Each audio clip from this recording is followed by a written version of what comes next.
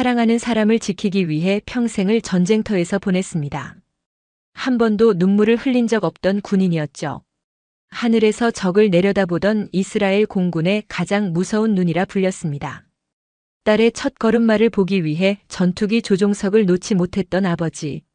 하지만 그 딸이 어느 날 사라졌습니다. 그것도 한국이란 나라로. 제 이름은 에우드 벤 아미르. 이스라엘 공군 준장으로 은퇴한 군인입니다.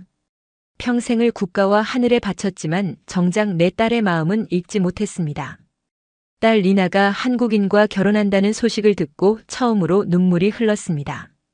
분노의 눈물이었을까요? 아니면 상실의 눈물이었을까요? 딸의 흔적을 쫓아 처음 가본 한국, 그곳에서 내 세계관이 완전히 뒤집히는 일이 벌어졌습니다.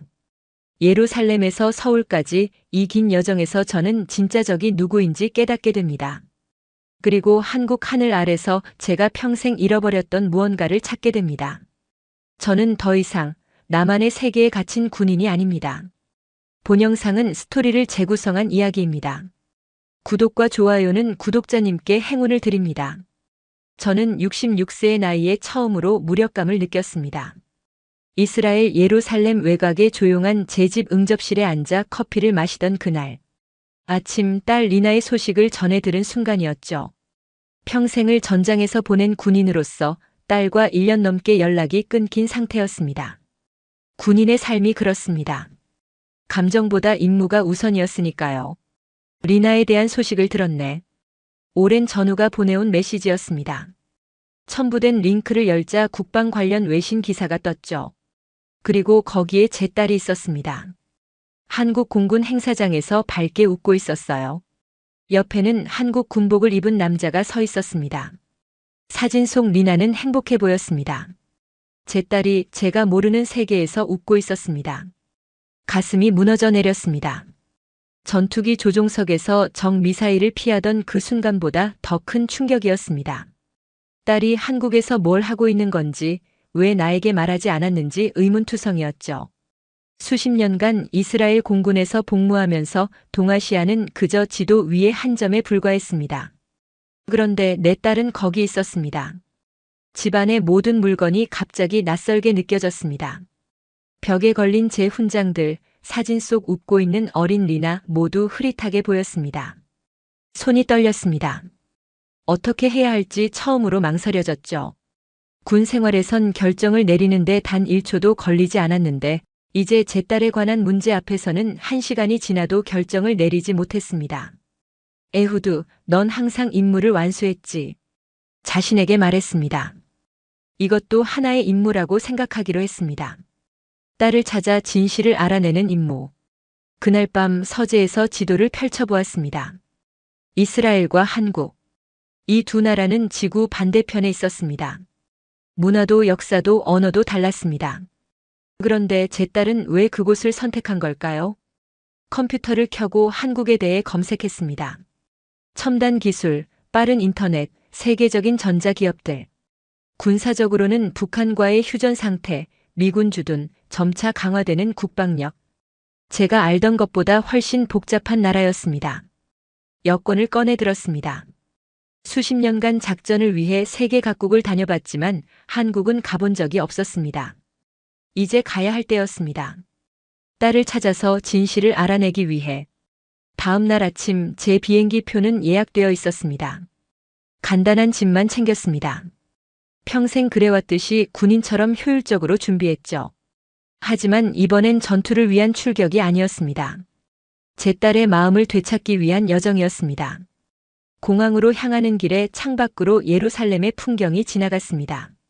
이 도시에서 평생을 살았지만 지금은 마치 떠나야 할 것만 같은 기분이 들었습니다. 마음 한구석이 무거웠습니다. 딸이 나에게 말하지 못한 이유가 무엇이었을까요? 그 답을 찾기 위해 저는 서울행 비행기에 올랐습니다. 인천공항에 내리자마자 충격의 연속이었습니다. 공항부터 달랐습니다. 첨단 출입국 시스템, 안내를 해주는 AI 로봇, 자동결제 택시. 이게 제가 알던 동아시아의 모습이 아니었습니다. 출입국 심사대에서 저를 맞이한 젊은 여성 공무원은 영어로 인사했습니다. 한국에 방문하신 목적이 무엇인가요? 무슨 말을 해야 할지 망설였습니다. 딸을 찾으러 왔다고 말할까? 아니면 관광이라고 할까? 결국 입에서 나온 말은 가족 방문이었습니다. 택시를 타고 서울 시내로 들어서는 순간 창문 밖으로 펼쳐진 도시 풍경에 또 한 번 놀랐습니다. 고층 빌딩들이 하늘을 찌르고 네온 사인과 전광판이 도시를 밝히고 있었습니다. 한강 위로 걸쳐진 다리들, 밤늦게까지 활기찬 거리.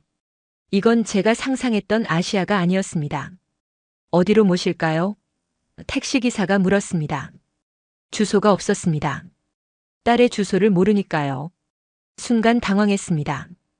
66세의 퇴역 군인이 낯선 나라에 와서 길을 잃은 기분이었습니다. 하지만 군인은 항상 계획이 있습니다. 한양대학교로 가주세요. 기사가 던져준 질문에 딸이 다니는 학교 이름을 말했습니다. 기사는 고개를 끄덕였고 곧 우리는 서울의 밤거리를 달리고 있었습니다. 창밖으로 지나가는 풍경을 바라보며 생각에 잠겼습니다. 리나, 넌 왜 이곳에 왔을까? 택시는 빠르게 도시를 관통했습니다. 교통신호가 바뀌는 순간마다 사람들의 물결이 거리를 가득 채웠습니다. 젊은이들이 웃으며 걸어가고 늦은 시간임에도 불구하고 카페와 레스토랑은 사람들로 북적였습니다. 모두가 서두르는 것 같았습니다. 마치 시간이 부족한 것처럼요. 한양대학교 정문 앞에 도착했을 때는 이미 밤 11시가 넘었습니다. 캠퍼스는 조용했지만 몇몇 건물에는 여전히 불이 켜져 있었습니다. 택시비를 지불하고 내려서니 차가운 밤 공기가 얼굴을 스쳤습니다. 이제 어떻게 해야 할까요? 군 생활에서 배운 것이 있다면 정보 수집이 가장 중요하다는 것입니다. 다음 날 아침 호텔 로비에서 인터넷을 검색했습니다. 한양대학교 국제학부 리나가 공부한다는 곳이었죠. 이메일을 보냈지만 답장은 오지 않았습니다. 전화도 받지 않았습니다. 다시 대학교로 향했습니다. 이번엔 낮이었고 캠퍼스는 학생들로 붐볐습니다. 젊은이들 사이에 섞여 걸어가는 제 모습이 어색하게 느껴졌습니다. 군복이 아닌 평범한 옷을 입고 있었지만 여전히 걸음거리는 군인 그대로였습니다. 국제학부 사무실을 찾았습니다. 리나의 지도교수를 만나고 싶다고 말했죠. 비서는 의심스러운 눈길로 저를 바라보았습니다. 교수님은 지금 회의 중이세요. 약속이 있으신가요? 없습니다. 하지만 제 딸 리나 벤 아미르에 관해 이야기해야 합니다. 비서의 표정이 변했습니다. 뭔가 알고 있는 눈치였습니다. 잠시 후 안내를 받아 교수의 연구실로 들어갔습니다. 문을 열자 중년의 한국인 남성이 책상 앞에 앉아 있었습니다. 벤 아미르 씨 오셨군요. 리나가 당신이 오실 거라고 말했습니다. 순간 가슴이 뛰었습니다. 리나가 제가 올 것을 알고 있었다고요? 그럼 제 딸은 어디에 있는 걸까요? 리나가 제가 올 것을 알았다고요? 교수는 고개를 끄덕였습니다. 그의 연구실은 책과 논문으로 가득했습니다. 벽에는 세계 각국의 지도와 군사작전 관련 도표들이 붙어 있었습니다. 그는 자리에서 일어나 악수를 청했습니다. 김민호 교수입니다. 저는 리나의 박사과정 지도교수입니다. 리나가 당신에 대해 많이 이야기했습니다. 앉으라는 그의 제안에 따라 의자에 앉았습니다. 심장이 빠르게 뛰고 있었습니다. 딸의 흔적을 찾은 것 같은 기분이었습니다. 제 딸이 어디 있는지 아십니까? 리나는 지금 연구 중입니다. 그녀의 논문 주제가 한국군 커뮤니케이션 체계와 이스라엘식 전자전 비교 연구인 것은 아시나요? 순간 숨이 멎는 것 같았습니다. 군사정보, 이스라엘 전자전. 제 딸이 이런 연구를 하고 있었다고요? 군인으로서 본능적인 경계심이 일어났습니다. 정보 유출, 사이버 위협, 첩보 활동. 이런 단어들이 머릿속을 스쳐 지나갔습니다. 그건 기밀 사항일 수도 있습니다. 리나가 어떻게 그런 정보에 접근할 수 있죠? 김 교수는 미소를 지었습니다. 그의 표정에서 걱정할 것 없다는 안심의 기색이 보였습니다. 벤 아미르 씨, 걱정하지 마세요. 리나는 공개된 자료만 활용하고 있습니다. 그리고 그녀의 연구는 양국 군사 협력에 큰 도움이 될 겁니다. 그녀는 매우 뛰어난 학생입니다. 그의 말에도 불구하고 의심은 사라지지 않았습니다. 냉전 시절 정보장교로서의 습관이 다시 발동한 것일까요? 혹시 딸이 뭔가에 조종당하고 있는 건 아닐까요? 이런 생각들이 머릿속을 맴돌았습니다. 그럼 지금 제 딸은 어디에 있죠? 김 교수는 책상 서랍에서 명함 한 장을 꺼내 건넸습니다. 거기에는 주소가 적혀 있었습니다. 강남의 한 연구소에서 프로젝트를 진행 중입니다. 이 주소로 가면 만날 수 있을 겁니다. 그런데 벤 아미르 씨, 한 가지 알아두셨으면 합니다. 그의 목소리에 진지함이 묻어났습니다. 리나는 이곳에서 새로운 삶을 시작했습니다. 그녀의 선택을 존중해 주셨으면 합니다. 그 말이 제 가슴을 찔렀습니다. 새로운 삶? 존중? 제 딸이 저에게 말하지 않고 시작한 삶을 어떻게 존중할 수 있을까요? 연구소 주소를 들고 밖으로 나왔습니다. 캠퍼스는 여전히 활기찼습니다. 학생들은 웃고 떠들며 지나갔습니다. 그들 사이에서 저는 이방인이었습니다. 아니, 어쩌면 제 딸의 세계에서 이방인이 된 것인지도 모릅니다. 택시를 타고 강남으로 향했습니다. 창밖으로 서울의 풍경이 빠르게 지나갔습니다. 고층 빌딩들, 화려한 쇼핑몰, 분주한 사람들. 이 모든 것이 낯설었습니다. 그리고 그 낯선 곳에 제 딸이 있다는 사실이 더욱 마음을 무겁게 했습니다. 혹시 딸이 위험에 처한 것은 아닐까? 군인의 직감으로는 뭔가 이상했습니다. 딸이 갑자기 한국에서 군사 연구를 한다? 그것도 이스라엘 전자전과 관련해서? 이건 단순한 학문적 호기심 이상의 무언가가 있는 것 같았습니다. 택시는 마침내 연구소 앞에 도착했습니다. 현대적인 유리 건물이었습니다. 입구에는 보안 게이트가 있었고 사람들은 신분증을 스캔하며 들어가고 있었습니다. 제 군인 본능이 다시 깨어났습니다. 이곳에서 무슨 일이 벌어지고 있는 것일까요? 그리고 제 딸은 정말 안전한 걸까요? 연구소 앞에서 망설였습니다. 어떻게 들어가야 할까요? 보안 게이트가 있었고 출입증 없이는 들어갈 수 없어 보였습니다. 하지만 퇴역 군인에게 이런 장애물은 문제가 되지 않았습니다. 정문 옆 카페에 앉아 건물을 관찰했습니다. 점심시간 많은 연구원들이 식사를 위해 나올 것입니다. 그리고 기다림은 결국 보상받았습니다. 오후 1시 정각 연구소 직원들이 무리지어 나오기 시작했습니다. 그 중에서 제 시선을 사로잡은 사람이 있었습니다. 긴 갈색 머리, 아버지를 닮은 날카로운 눈매. 리나였습니다. 가슴이 쿵 내려앉는 기분이었습니다. 1년 만에 보는 딸의 모습. 낯설면서도 너무나 익숙했습니다. 대학생 때의 모습과는 달랐습니다. 더 성숙해 보였고 어딘가 자신감이 넘쳐 보였습니다. 그리고 그녀 옆에는 한 남자가 서 있었습니다.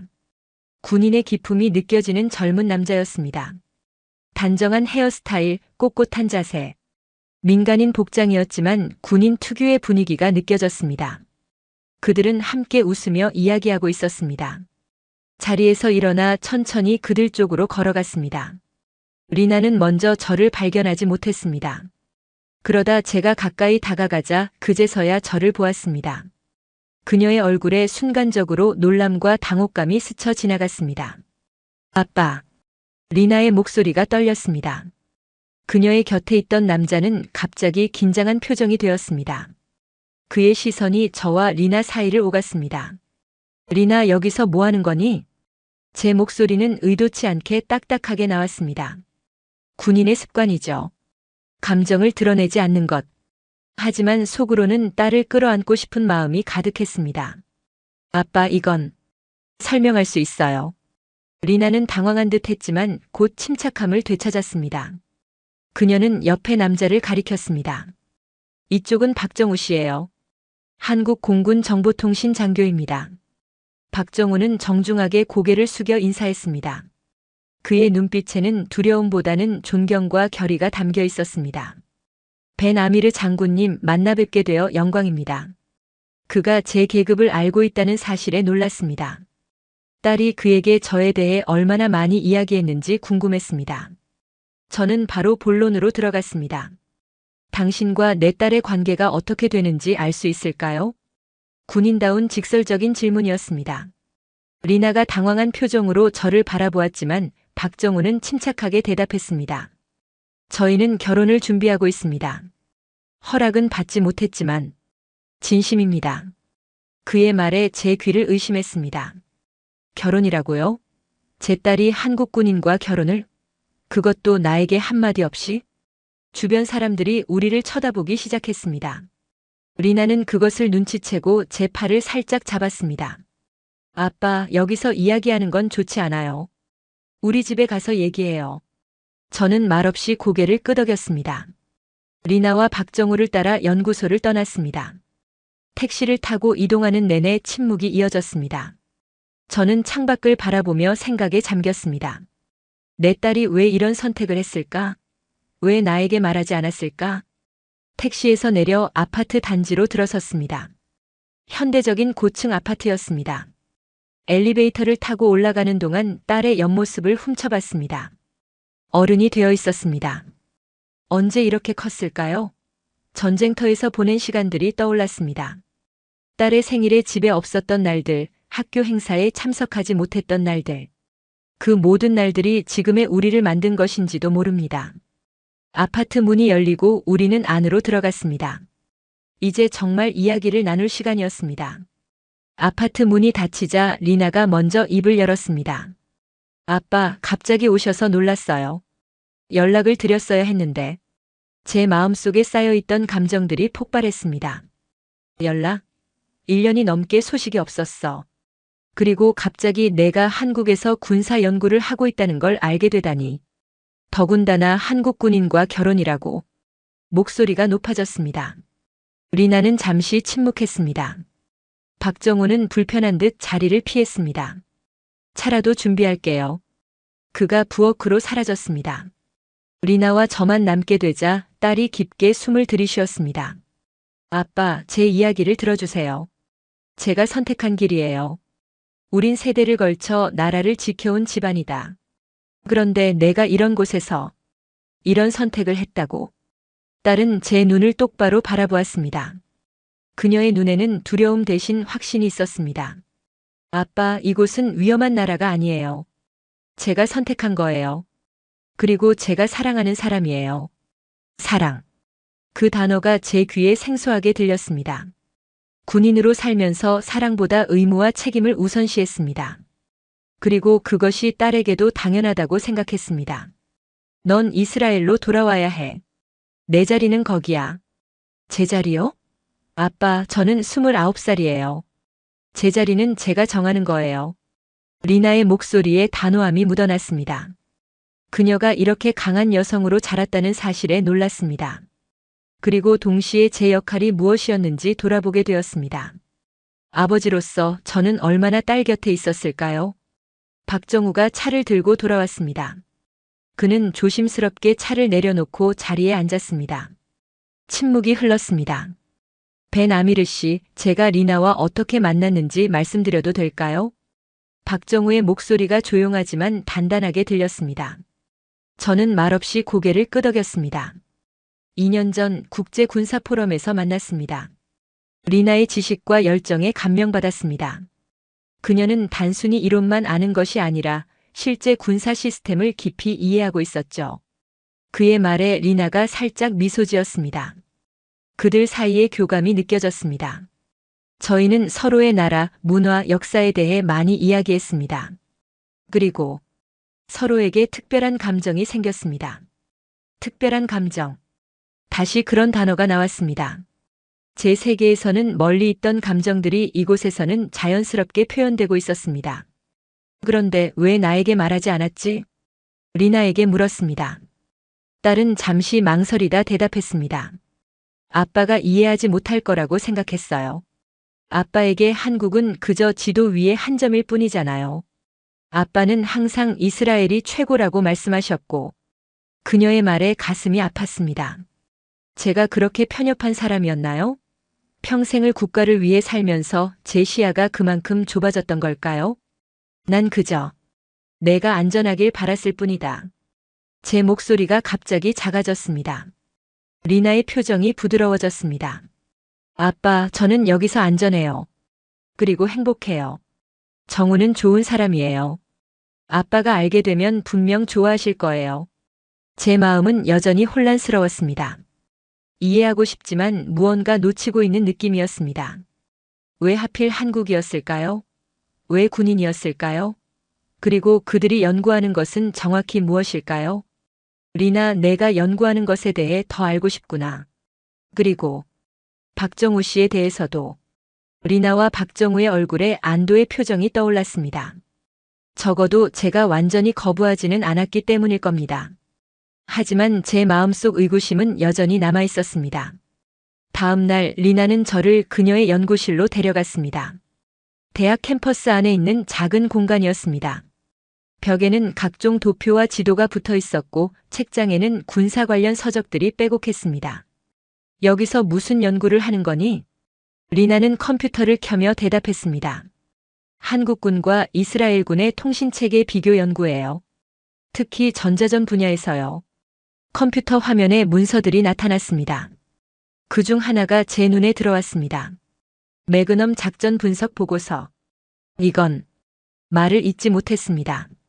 매그넘은 제가 20년 전 참여했던 작전의 코드명이었습니다. 이스라엘 공군의 전자정찰 시스템 개발과 관련된 작전이었죠. 어떻게 이런 문서가 여기에? 이건 공개된 자료예요, 아빠. 미국 국방대학에서 이미 분석 보고서로 출판됐어요. 리나가 제 표정을 읽고 설명했습니다. 그녀는 다른 문서들도 보여주었습니다. 한국군의 통신체계, 북한의 전자전 위협, 이스라엘의 대응 전략. 모두 학술적으로 분석된 자료들이었습니다. 이 연구가 뭐에 도움이 된다는 거니? 양국 군사 협력이요. 아빠, 한국과 이스라엘은 비슷한 안보 환경에 처해 있어요. 작은 영토, 적대적인 이웃, 그리고 기술력을 바탕으로 한 국방 전략. 서로에게 배울 점이 많아요. 리나의 설명을 들으며 제 생각이 바뀌기 시작했습니다. 딸이 단순히 감정적인 선택으로 이곳에 온 게 아니라는 걸 알게 되었습니다. 그녀에게는 확실한 학문적 동기가 있었던 겁니다. 그리고 이건 보세요. 리나는 다른 폴더를 열었습니다. 거기에는 제가 과거 작성했던 보고서의 일부가 있었습니다. 전자전에 관한 제 분석이었습니다. 어떻게 이런 것들을 찾았니? 아빠가 군사저널에 기고한 논문들이요. 제가 처음 이 분야에 관심을 갖게 된 계기였어요. 아빠의 딸이라는 이유로 많은 문이 열렸죠. 가슴이 뭉클했습니다. 딸이 자신의 길을 선택하는데 제가 영향을 미쳤다니. 그것도 제가 전혀 모르는 사이에. 과거에 나는 이 나라를 단지 관측 대상이라 불렀지만 지금의 너는 가족이라 말하는구나. 제 말에 리나의 눈에 눈물이 고였습니다. 아빠, 여기서 새로운 시각을 배웠어요. 이스라엘에서는 볼 수 없었던 세계를. 그리고 정우를 만났죠. 그 순간 제 마음속에 작은 변화가 일어나기 시작했습니다. 딸의 선택이 단순한 반항이 아니라는 것, 그녀가 진지하게 자신의 길을 찾아가고 있다는 것을 이해하기 시작했습니다. 리나, 내 연구. 정말 대단하구나.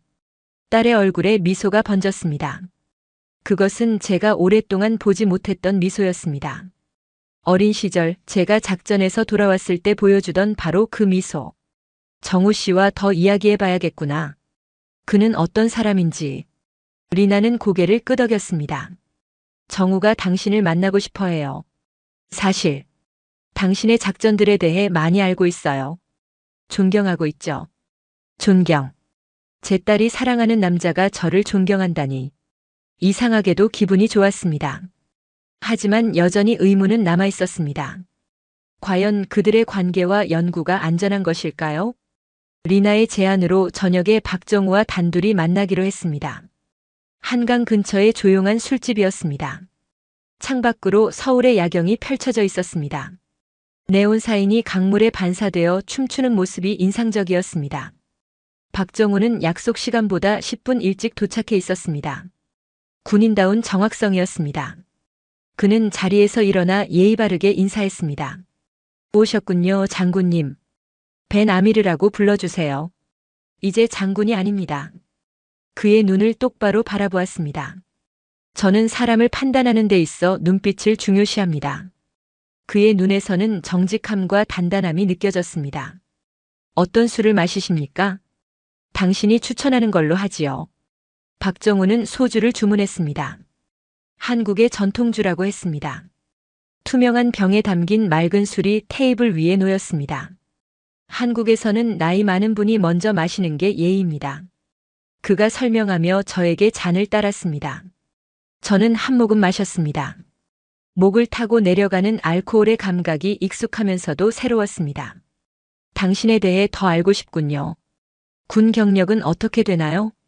박정우는 자신의 경력을 이야기하기 시작했습니다.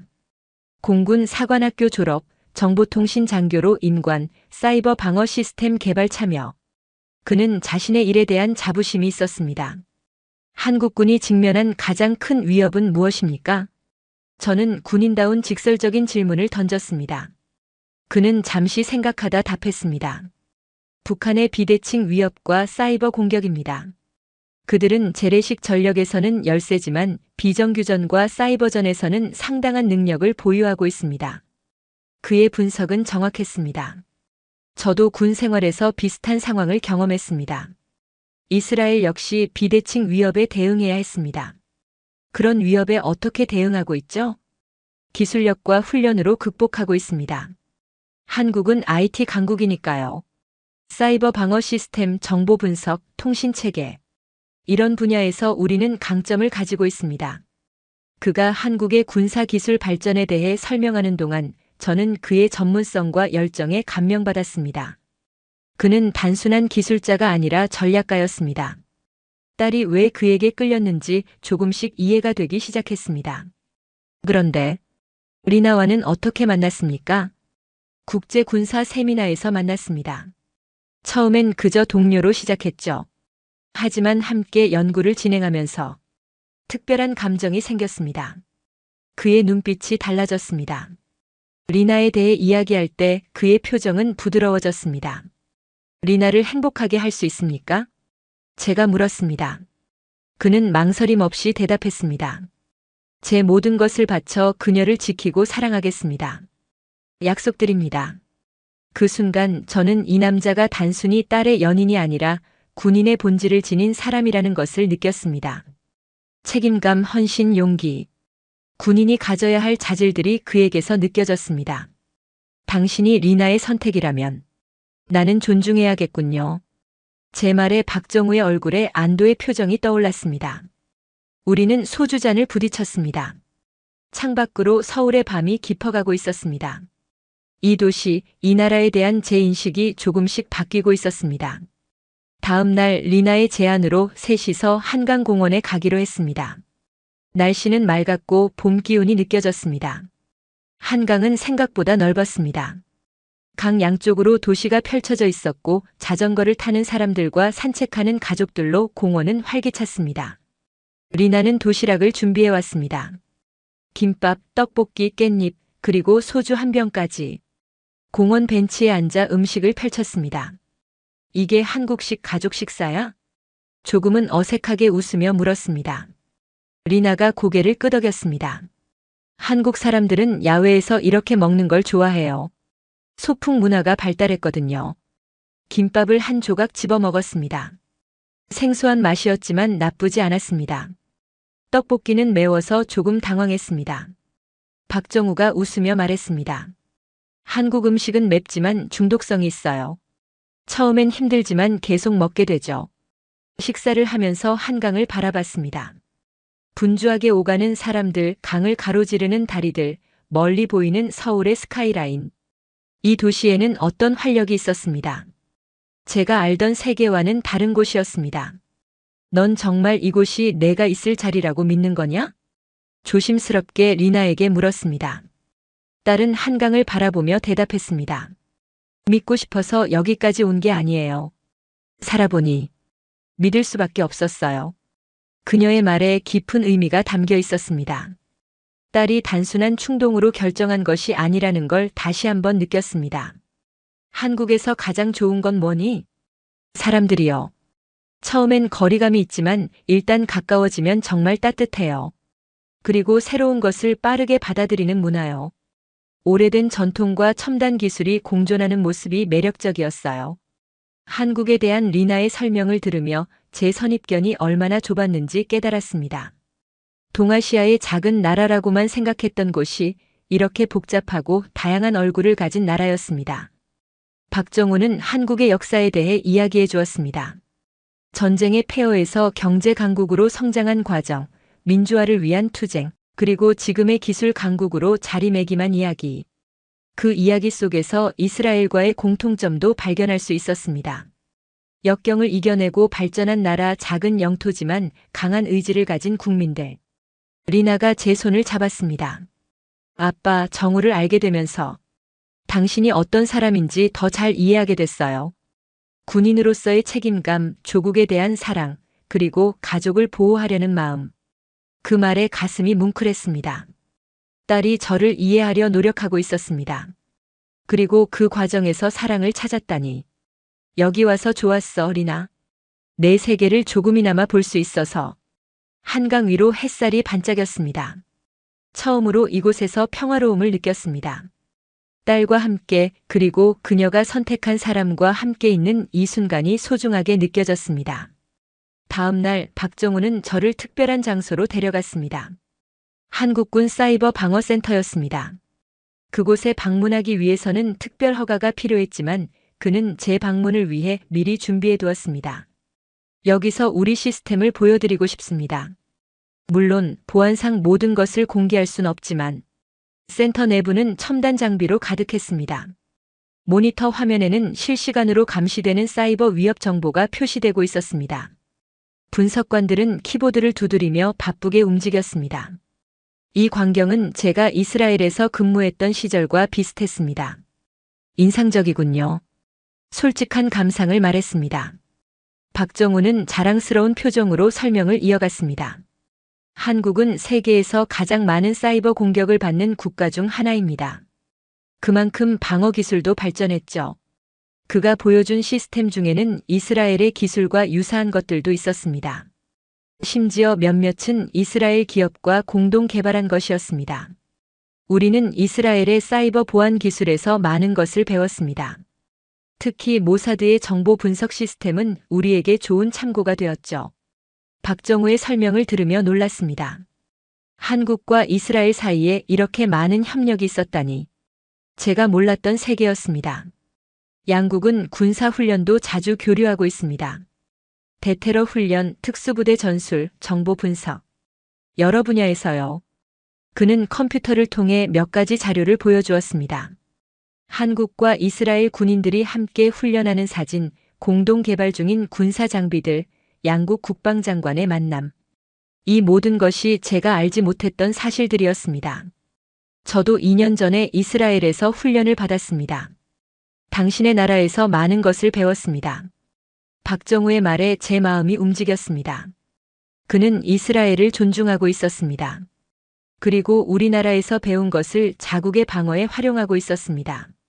우린 다른 나라에서 태어났지만 같은 눈으로 하늘을 보았네요. 박정우의 말에 깊이 공감했습니다. 군인으로서 우리는 같은 가치를 공유하고 있었습니다. 국가 수호, 국민 보호, 평화를 위한 준비. 이런 가치는 국경을 초월하는 것이었습니다. 센터를 나와 근처 카페에 앉았습니다. 창밖으로 서울의 풍경이 보였습니다. 박정우가 커피를 주문하며 물었습니다. 장군님께서는 어떤 전투가 가장 기억에 남으십니까? 그 질문에 잠시 생각에 잠겼습니다. 수많은 임무, 전투, 작전들. 하지만 가장 기억에 남는 것은 내 딸이 태어났을 때 난 시나이 반도 상공에 있었네. 적기를 추적하는 임무였지. 무전으로 아내가 출산했다는 소식을 들었을 때 그날의 감정을 잊을 수 없어. 처음으로 군인이 아닌 한 사람으로서의 이야기를 나누었습니다. 박정우는 진지하게 경청했습니다. 리나를 위해 제 목숨이라도 바치겠습니다. 그의 단호한 말에 고개를 끄덕였습니다. 그것이 바로 제가 듣고 싶었던 말이었습니다. 좋아, 박정우. 당신을 믿겠소. 그렇게 우리 사이에 새로운 이해가 형성되었습니다. 군인의 눈빛, 전술적 감각, 그리고 국가에 대한 헌신. 이 모든 것이 우리를 연결해 주었습니다. 그리고 그 연결고리 속에서 제 딸 리나가 있었습니다. 한국에서의 일주일이 빠르게 지나갔습니다. 출국을 앞둔 마지막 밤 리나가 저를 한강변의 조용한 레스토랑으로 초대했습니다. 창가 자리에서 밤의 한강을 바라보며 식사를 했습니다. 불빛이 강물에 반사되어 마치 별들이 춤추는 것 같았습니다. 아빠, 이번 방문은 어땠어요? 리나가 와인을 따르며 물었습니다. 저는 잠시 생각에 잠겼습니다. 처음 생각했던 것과는 많이 달랐구나. 이곳은 생각보다 훨씬 특별한 곳이야. 리나의 얼굴에 미소가 번졌습니다. 그녀는 한 주 동안 서울의 여러 곳을 저에게 보여주었습니다. 첨단 기술 회사들, 역사적인 궁궐들, 번화가의 활기찬 모습들. 제 세계관이 넓어지는 경험이었습니다. 아빠, 사실 처음에 한국에 왔을 때 정말 무서웠어요. 리나의 갑작스러운 고백에 놀랐습니다. 그녀는 와인 잔을 돌리며 계속 말했습니다. 낯선 나라, 낯선 언어, 낯선 문화. 모든 것이 두려웠어요. 하지만 그 사람이 있어서 버틸 수 있었어요. 그녀의 눈에 담긴 감정을 보니 진심임을 알 수 있었습니다. 처음에는 연구 때문에 왔지만 점점 이곳에서의 삶이 좋아졌어요. 그리고 정우를 만났죠. 그는 아빠를 닮았어요. 나를? 네. 같은 눈빛, 같은 책임감, 같은 헌신. 아빠가 이스라엘을 사랑하는 것처럼 그는 한국을 사랑해요. 그걸 보면서 아빠가 왜 그렇게 군인의 삶을 살았는지 이해하게 됐어요. 가슴이 뭉클해졌습니다. 딸이 저를 이해하게 된 것이 이렇게 먼 곳에서였다니. 아빠, 이젠 당신도 나를 믿어줄 수 있나요? 리나의 질문에 잠시 침묵했습니다. 그동안의 여정이 떠올랐습니다. 처음 한국에 도착했을 때의 혼란, 딸과의 재회, 박정우와의 만남, 그리고 이 나라에 대한 새로운 발견들. 모든 것이 제 마음을 조금씩 변화시켰습니다. 믿는다라 리나. 내 선택을, 내 삶을, 내 사랑을. 처음으로 딸의 손을 잡았습니다. 그녀의 손은 따뜻했습니다. 리나의 눈에 눈물이 고였습니다. 고마워요, 아빠. 당신의 인정이 정말 중요했어요. 창밖으로 서울의 밤이 깊어가고 있었습니다. 이 도시에 처음 왔을 때는 낯설고 위협적으로 느껴졌지만 이제는 딸의 새로운 집이라고 받아들일 수 있었습니다. 결혼식은 언제니? 가을에요. 이스라엘과 한국, 양국의 전통을 섞어서 진행할 거예요. 아빠가 와주실 거죠? 당연하지. 내가 너를 제단까지 데려다 줘야지. 리나의 얼굴에 기쁨이 번졌습니다. 제 마음도 기쁨으로 가득 찼습니다. 딸의 행복을 직접 눈으로 확인한 이 순간 제가 그토록 두려워했던 것들이 얼마나 사소한 것이었는지 깨달았습니다. 사랑해요, 아빠. 나도 사랑한다, 리나. 오랜만에 나눈 부녀의 대화였습니다. 그리고 그것은 새로운 시작을 의미했습니다. 출국 당일 인천공항으로 가는 길에 갑자기 생각이 났습니다. 제 가방에서 작은 상자를 꺼냈습니다. 그 안에는 제가 평생 군 생활에서 받았던 훈장 중 하나가 들어 있었습니다. 이스라엘 공군 최고의 영예인 하늘의 수호자 훈장이었습니다. 공항에 도착하자 리나와 박정우가 배웅을 나와 있었습니다. 출국장 앞 마지막 작별 인사를 나눌 시간이었습니다. 박정우 씨, 당신에게 주고 싶은 것이 있어. 상자를 꺼내 그에게 건넸습니다. 박정우는 의아한 표정으로 상자를 열었습니다. 그리고 그 안에 있는 훈장을 보자 놀란 눈빛을 감추지 못했습니다. 이건 받을 수 없습니다. 너무 귀중한 것이잖아요. 이건 내가 지켜온 것의 상징이야. 이젠 너희가 지켜가야 할 미래가 됐지. 제 말에 박정우의 눈에 감동의 빛이 번졌습니다. 그는 깊이 고개를 숙여 인사했습니다. 책임지고 지키겠습니다. 장군님. 그의 진심 어린 약속이 가슴에 와닿았습니다. 이 젊은 군인에게 딸을 맡겨도 되겠다는 확신이 들었습니다. 리나가 다가와 저를 꼭 안았습니다. 꼭 다시 올게요, 아빠. 그리고 다음에는 당신도 한국어를 조금 배워오세요. 웃으며 대답했습니다. 노력해보마. 안녕히합니까? 서툰 한국어 발음에 리나와 박정우가 웃음을 터뜨렸습니다. 그 웃음소리가 제 마음을 따뜻하게 했습니다. 출국장으로 향하기 전 마지막으로 두 사람을 바라봤습니다. 리나의 손을 잡고 있는 박정우, 행복한 표정의 제 딸. 이제 그들은 새로운 가족이 될 것입니다. 그리고 저는 그 가족의 일원이 될 것입니다. 잘 지내라. 곧 다시 만나자. 그렇게 인사를 나누고 출국장으로 들어섰습니다. 뒤돌아보지 않았지만 두 사람이 여전히 저를 바라보고 있다는 것을 알 수 있었습니다. 그들의 시선이 제 등 뒤로 따뜻하게 느껴졌습니다. 보안 검색대를 지나며 생각했습니다. 일주일 전 이 공항에 도착했을 때의 저와 지금의 저는 완전히 다른 사람이 되어 있었습니다. 마음속에 있던 벽이 무너지고 새로운 세계가 열렸습니다. 그리고 그것은 모두 딸 덕분이었습니다.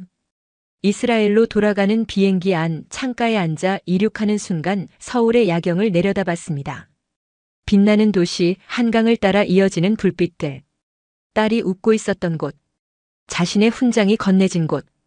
그리고 이제는 제 마음이 남겨진 곳. 창문에 비친 제 얼굴이 보였습니다. 눈가의 주름이 더 깊어진 것 같았지만 표정은 어딘가 편안해 보였습니다. 긴장했던 어깨에 힘이 풀린 것 같았습니다. 비행기가 구름 위로 솟아오르자 서울은 작은 빛의 섬처럼 보였습니다. 멀어질수록 도시의 형태는 흐려졌지만 제 마음속에 그려진 이미지는 더욱 선명해졌습니다. 리나와 함께 한강에서 본 석양, 박정우와 나눈 진솔한 대화, 서울의 거리를 걸으며 느낀 활력. 이 모든 기억들이 마음속에 새겨졌습니다. 이어폰을 끼고 음악을 들으며 눈을 감았습니다. 리나가 추천해준 한국 음악이었습니다. 처음에는 낯설었지만 이제는 그 멜로디가 마음에 들기 시작했습니다. 비행기는 이스라엘을 향해 날아가고 있었지만 제 마음은 여전히 서울에 머물러 있었습니다.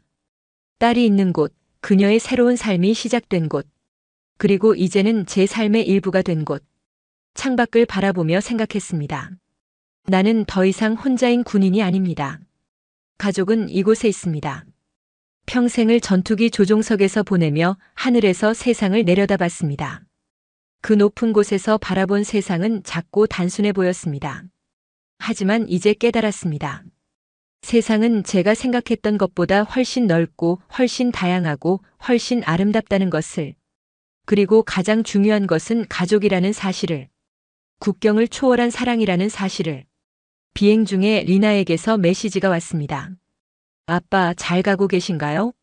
다음에 올 때는 더 많은 곳을 보여드릴게요. 사랑해요.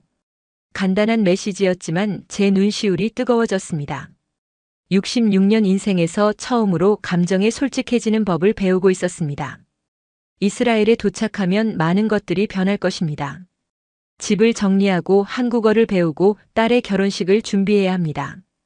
그리고 무엇보다 세계를 바라보는 제 시각을 넓혀가야 합니다. 비행기가 밤하늘을 가르며 날아가는 동안 제 마음은 평화로웠습니다. 더 이상 경계하고 의심하고 두려워할 필요가 없었습니다.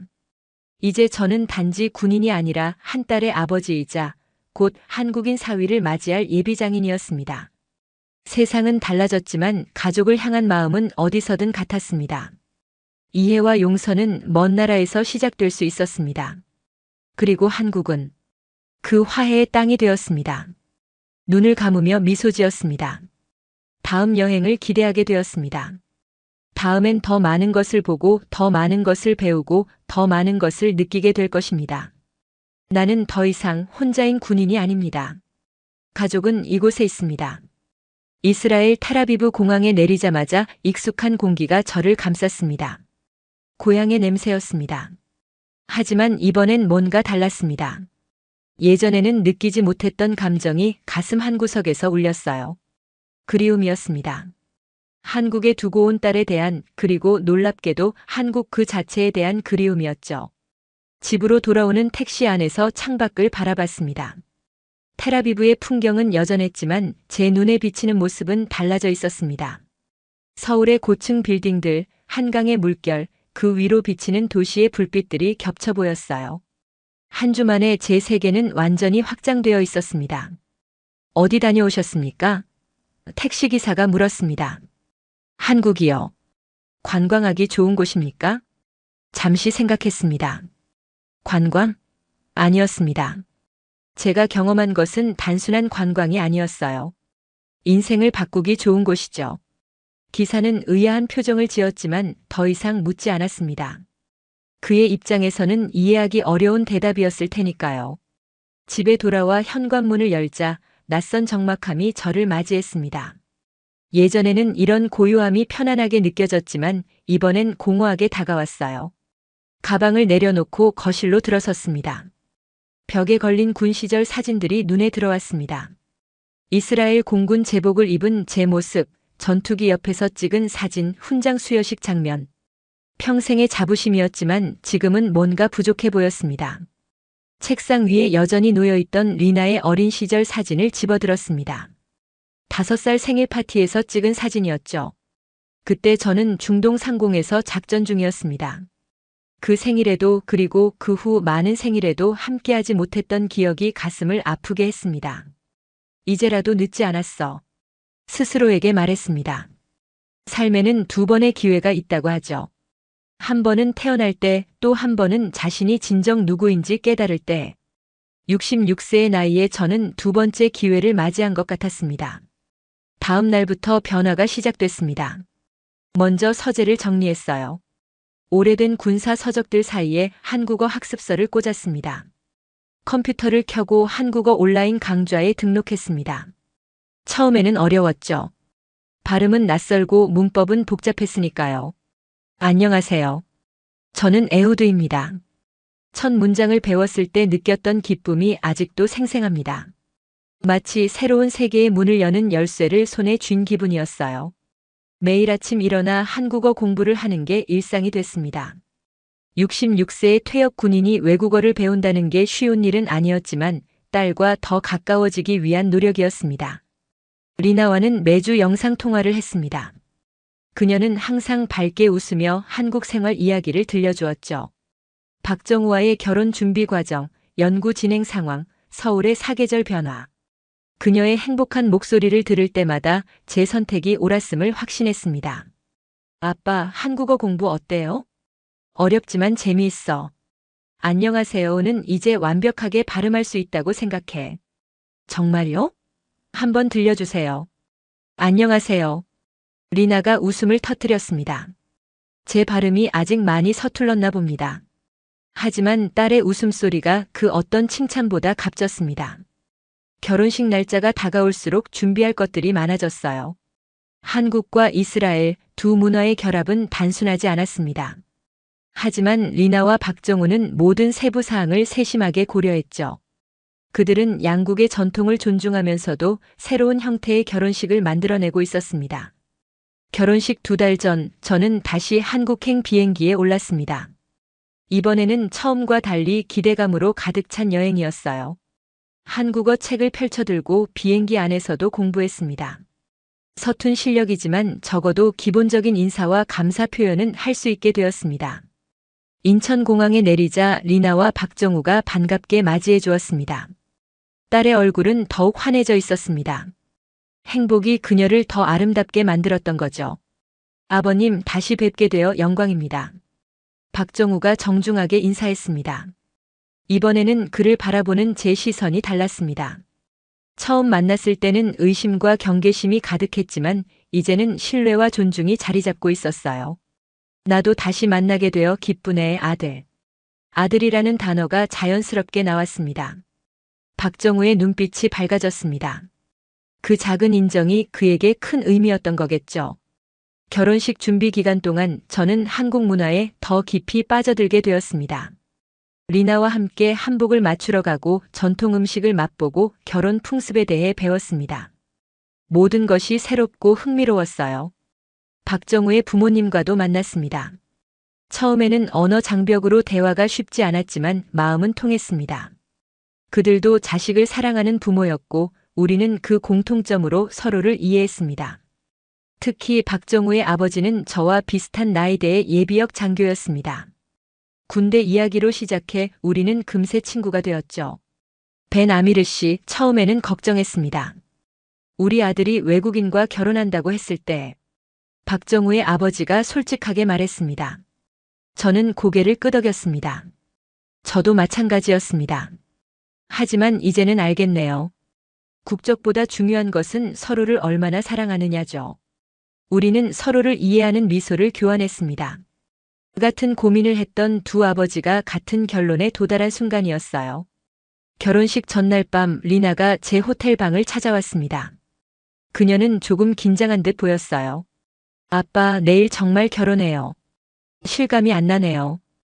딸의 손을 잡았습니다. 그녀의 손이 떨리고 있었습니다. 걱정 마라, 리나. 넌 옳은 선택을 했어. 그리고 난 내 편이야. 리나의 눈에 눈물이 고였습니다. 아빠가 한국에 와준 것만으로도 정말 감사해요. 그리고 박정우를 받아들여줘서 더 고마워요. 그녀를 안아주었습니다. 작고 연약했던 어린 딸이 어느새 성숙한 여성으로 자라 있었습니다. 그 시간을 함께하지 못한 것이 아쉬웠지만 이제부터라도 그녀의 삶에 더 가까이 있기로 다짐했습니다. 결혼식 당일 서울의 아름다운 정원에서 식이 거행되었습니다. 푸른 하늘 아래 꽃으로 장식된 예식장은 마치 동화 속 한 장면 같았습니다.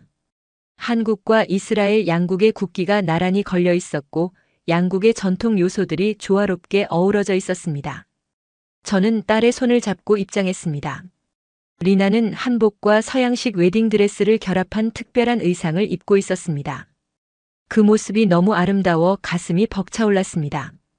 제단까지 걸어가는 동안 제 인생의 여러 순간들이 스쳐 지나갔습니다. 리나가 태어났을 때, 첫 걸음마를 뗐을 때, 학교에 입학했을 때, 그리고 제가 놓친 많은 순간들. 제단 앞에서 박정우가 기다리고 있었습니다. 그의 눈에는 감사와 약속이 담겨 있었습니다. 리나의 손을 그의 손에 건네며 말했습니다. 내 딸을 부탁하네. 간단한 말이었지만 그 안에는 깊은 신뢰와 인정이 담겨 있었습니다. 박정우는 고개를 숙이며 대답했습니다. 제 목숨을 다해 지키겠습니다. 결혼식은 양국의 전통이 어우러진 아름다운 의식이었습니다. 한국의 전통 다례와 이스라엘의 결혼 의식이 함께 진행되었죠. 두 문화가 만나 새로운 아름다움을 창조해내는 모습에 감동했습니다. 마치 우리 가족의 미래를 보는 것 같았어요. 축하 연회에서는 양국의 음식과 음악이 함께했습니다. 이스라엘 전통 춤과 한국의 사물놀이가 번갈아 펼쳐졌고 손님들은 문화의 벽을 넘어 함께 어울렸습니다. 저도 용기를 내어 한국 전통 춤에 도전했습니다. 서툴렀지만 그 순간만큼은 모든 경계를 넘어선 것 같은 자유로움을 느꼈습니다. 연회 중간 박정우의 아버지가 다가와 술잔을 건넸습니다. 이제 우리는 한 가족이 되었습니다. 국경을 넘어 문화를 넘어 우리 아이들이 만든 새로운 가족입니다. 우리는 잔을 부딪히며 미소 지었습니다. 그의 말이 가슴에 와닿았어요. 정말 우리는 새로운 형태의 가족이 되었습니다. 이스라엘과 한국 두 나라를 잇는 특별한 가족. 결혼식 이후 저는 한 달 더 한국에 머물렀습니다. 그 시간 동안 딸과 사위와 함께 한국 곳곳을 여행했습니다. 제주도의 푸른 바다, 경주의 역사적인 유적지, 부산의 활기찬 시장들. 모든 곳에서 새로운 발견과 감동이 있었습니다. 특히 제주도에서 본 오름은 저에게 깊은 인상을 남겼습니다. 화산에서 만들어진 언덕들이 평화롭게 펼쳐진 풍경은 어딘가 이스라엘의 네게브 사막을 떠올리게 했어요. 다른 듯 하면서도 비슷한 그런 연결고리를 발견할 때마다 세계가 더 가깝게 느껴졌습니다. 한국에서의 마지막 날, 리나와 박정우의 새 집에서 작별 저녁 식사를 했습니다. 식탁에는 한국 음식과 이스라엘 음식이 함께 놓여 있었습니다. 김치와 팔라펠이 나란히 있는 모습이 우리 가족의 모습 같았습니다. 아빠, 이제 어떤 계획이 있으세요? 리나가 물었습니다. 잠시 생각한 후 대답했습니다. 글쎄, 한국어 공부를 계속할 거야. 그리고 어쩌면 이스라엘과 한국 사이의 문화 교류 프로그램에 참여해볼까 생각 중이야. 정말요? 그거 멋진데요. 평생을 군인으로 살았으니 이제는 평화의 다리를 놓는 일을 해보고 싶어. 우리 가족이 두 문화를 연결하는 것처럼. 박정우가 와인을 따르며 말했습니다. 아버님께서 도와주신다면 정말 큰 힘이 될 겁니다. 양국의 군사 협력 분야에서도 아버님의 경험이 매우 소중할 거예요. 그의 제안에 고개를 끄덕였습니다. 예전에 저였다면 거절했을지도 모릅니다. 하지만 이제는 새로운 가능성에 마음을 열고 있었습니다.